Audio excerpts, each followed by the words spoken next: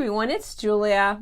I received this wonderful package in the mail from a subscriber this week, and it is just a scrap roll. I've seen this done before on adding tape, like an adding machine tape, but she used wrapping paper from the Dollar Tree store, and I thought, what a wonderful idea. You get a lot of paper for $1.25, and it has the inch grid on the back of it, so you can easily cut it at 3-inch or 4-inch or however wide you want your scrappy strip to be. This is cut at 3 inches, and I'm going to be making a cuff, and I'm cutting it at 8.5 inches. I kind of messed that up. I should have maybe made that 9.5, and you'll see how I fix that towards the end of this. But then this paper really rips off just really easily. I just bent it back and then gently ripped it. And I tell you, I think that this would make a wonderful, like a stitch and tear paper too on the back of like an applique design or something you're using, because it does have a gloss on one side. I think it would be easy to just move under your sewing machine. So maybe another idea for this wrapping paper. I'm just going to go through this whole cuff and just remove this paper. And once that is done, I am going to quilt this. So I am putting this on just a piece of quilt of warmer natural batting. And that batting is a little bit bigger than my piece, and I'll trim that down when I get done quilting. I am using my walking foot for this, and I'm just using the edge of my presser foot for the guide. I'm just doing, it's probably almost like a 3/8 of an inch maybe wide, just strips, just channel quilting this on. I thought these extra stitches just add some interest to it. You can see the tiny pieces that this subscriber used for this. I just really love, what a wonderful way just to use up things that you have. And relaxing too to make these strips. Now she does, and you probably should keep that paper on the back of it and just roll this as you create these strips. And then it's just ready for you to do, you know, whatever project you're wanting to make. I added this, I'm going to add this black and white print for the back of the backing of this cuff, and just cutting that at the same size as my front.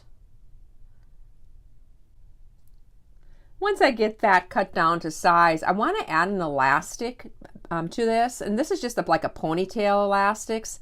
I got a huge bag of these. I think I got mine on Amazon.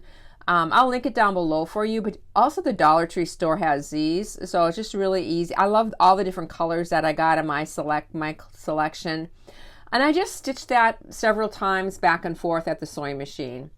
So my little elastic is in. Now I'm just going to right sides together. I'm going to mark an opening. I left an opening on one of the long sides of approximately, I think I left probably close to 3 inches, 2.5, 3 inches.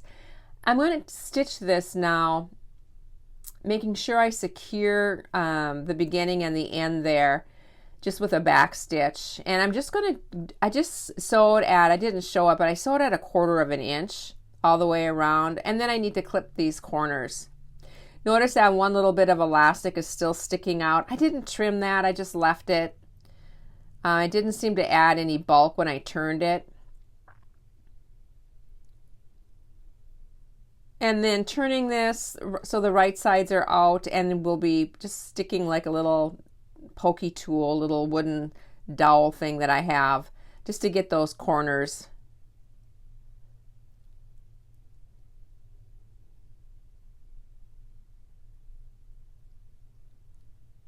And then I'm going to just iron that opening and close that, and then just give this a good press. I'm going to top stitch this or edge stitch this, and then that little opening will be closed. And that is my next step. Just back to my sewing machine, and I'm going to edge stitch this.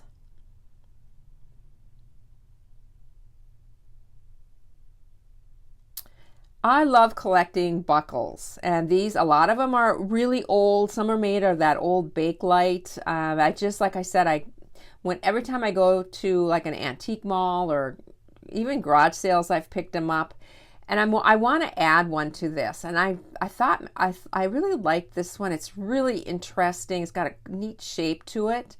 But I just felt like it just didn't pop enough. And so it's really cool though. It'll go on something else. I did decide on the blue one. There's a lot of blue, and I use like blue elastic for the little button holder too. So I thought that I'm going to use this blue one. And just kind of folding the fabric just to get it in there nice and straight. And you can kind of see, it looks like a bow tie, but it's just a cute little cuff. I just thought it really turned out sweet.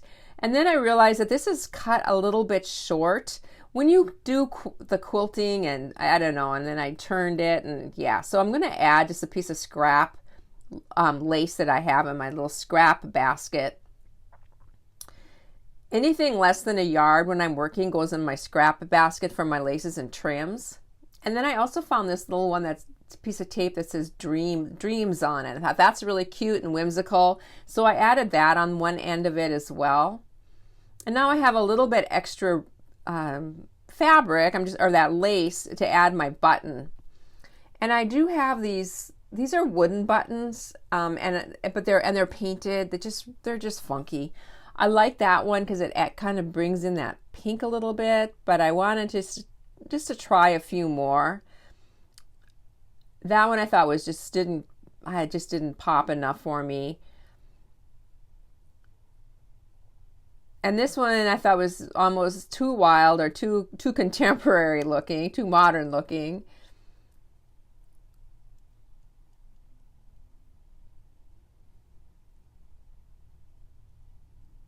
This one I thought went well with the other end. It has a little bit of that same colors as the other end, but then I just decided to go with the very first one, which was this pinkish one.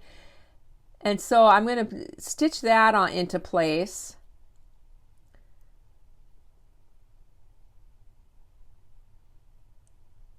And this cute little cuff is finished. I'm going to share another project. Also, I don't complete the whole thing on film, but you'll see it. I'm using this same scrappy tape for another project, and I just really loved how it turned out too. And it's these jeans. I just cut open part of the outside of the leg, and then added the strip around the bottom. And then these flowers. And for the flowers, I just ran it through my Big Shot with a flower die. And I left the paper on when I did this, when I ran it through, and I was able to cut 4 layers at a time. And then the center of the flower, I just used a solid color of some scraps I already had.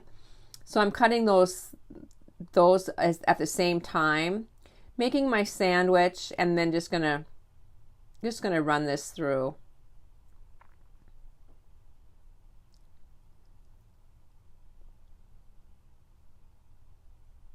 Now I think like I said, I think I did 4 layers, and this bottom one I just had to help it a little bit.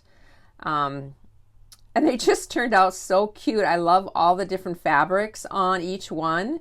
And it just looks like a lot of work, and it really isn't, which I love doing that's my kind of sewing.